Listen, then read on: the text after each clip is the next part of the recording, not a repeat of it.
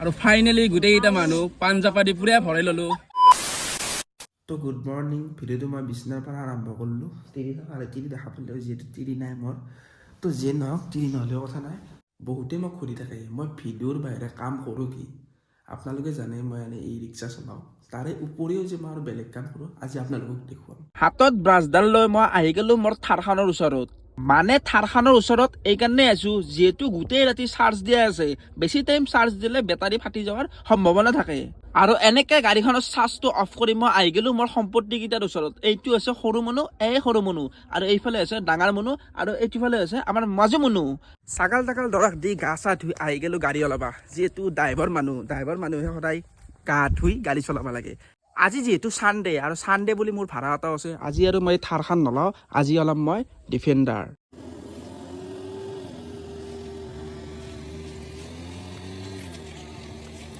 আৰু মোৰ পিছফালে যোনখন গাড়ী আছে এইখনেই হৈছে মোৰ ডিফেণ্ডাৰ। আৰু এইফালে লিখা আছে ধুমুহাৰ সৈতে মোৰ বহু যুগৰে নাচোন, জয় জুবিন দা। তো আপোনালোকৰ এই ষ্টিকাৰটো কেনেকুৱা লাগিছে কমেণ্ট কৰি জনাব। আৰু ডিফেণ্ডাৰ খান লৈ মই এতিয়া যাম হাজো মুছলিমপট্টি।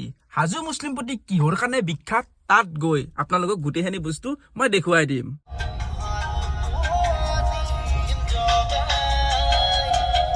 আৰু এইখনে সেইখন গাঁও যিখন গাঁৱৰ কাৰণে আমি গোটেই হাজোবাসীয়ে গৌৰৱ কৰো। হাজো যে কাঁহ পিতলৰ বাবে বিখ্যাত ইয়াৰ কাৰণ হৈছে এই গাঁওখন। এই গাঁওখনৰ বেছিভাগ মানুহে এনেকৈ কোবাই কোবাই পিতলৰ বস্তুবিলাক এটা নতুন ৰূপত আকৃতি দিয়ে। কিন্তু আকৃতি দিলেও ইহঁতে কিন্তু সেই পিতলৰ উচিত মূল্যটো নাপায়। কাৰণ আজিকালি নতুন নতুন মেচিন ওলাইছে, সেই মেচিনৰ দ্বাৰা দি নতুন নতুন ডিজাইনৰ ভাল ভাল ডিজাইনৰ আপোনালোকে কাঁহ পিতলৰ বস্তু পাবা, আৰু সেইবিলাক বস্তু আপোনালোকে কিনিব।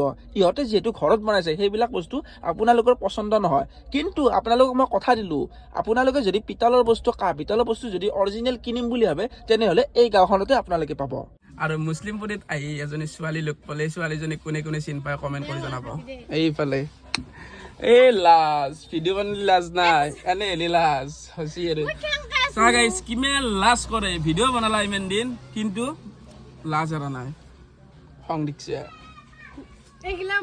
আৰু ফাইনেলি গোটেইকেইটা মানুহ পাঞ্জাবাৰী পুৰা ভৰাই ললো। যিহেতু ইহঁতে মোৰ গাড়ীত যাব, ইহঁতক ভালকৈ আনা আৰু নিয়াৰ দায়িত্বটো মোৰ। তো সকলোৱে এবাৰ জয় জুবিন দা। আৰু জয় জুবিন দা বুলি কয় আহি পালো ডাইৰেক্ট বিয়া। এইফালে দৰাই পুৰা একদম সাজি কাচি ৰেডি হৈছে কইনা আনবাৰ কাৰণে। কিন্তু এটা বস্তু দুখ লাগিল, এটা আপি দেখা নাপালো। আৰু এইফালে আমাৰ ডিজুল ভাইও পুৰা চখ টক কৰি আছে আপি চাবৰ কাৰণে। কিন্তু ডিজুল ভাই ইমান চখ কৰি লাভ নাই, এই বিয়াখনত আপি নাই বেছি। তো বিয়াত ভাত চাত খাই আহি এতিয়া এহঁতক লগ পালো। এহঁতে মানে কথাটো কেনে হ'ল, মানে গাড়ীখন ঘৰৰ মানুহ কিন্তু গাড়ী বেছি বেলেগৰ মানে মোক নাপলা। যেনে মানুহ কয় ঘৰৰ বাবুন সুদূৰ সুদূৰ, এহঁতৰ আজি সেনে গতি হৈছে, ভাড়াটো বেছিকে লৈছি। এতিয়া মোক ক'ব দিছে তই কিমানত আনছে, মৰণ নহয় শেষ কৰি দিছে ইহঁতে। আৰু মৰণ নহয় বুলি কয় ভালে ভালে আহি পালো ঘৰ। তো গাইছ আজিৰ কাৰণে ইহঁতে আৰু জয় হিন্দ জয় অসম, জয় জুবিন দা।